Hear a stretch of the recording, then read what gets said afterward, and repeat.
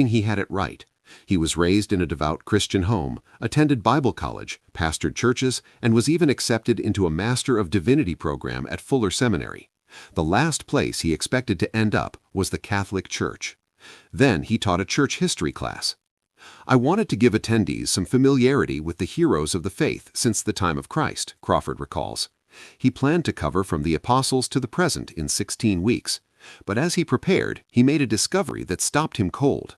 For the first 1,500 years of Christianity, fully 3/4 of all Christian history, to be Christian was to be Catholic.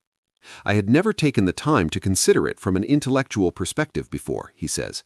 From the time of Christ until some 400 years ago, there was no question as to whether Catholic theology, teaching, and practice were an authentic expression of Christianity.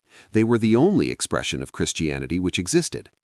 This realization forced Crawford to confront questions he had buried for decades. Growing up in evangelical and fundamentalist churches, he had always struggled with the doctrine of sola scriptura, Scripture alone. I couldn't seem to get a good answer as to where this idea had come from, or more importantly, where the Bible asserted this doctrine, he explains. The Bible seemed full of God speaking through prophets, priests, and the living tradition of his people, not dropping a user's manual from heaven.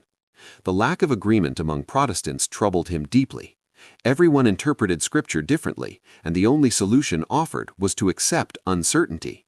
To me, this was no solution and left only a gnawing frustration, he writes.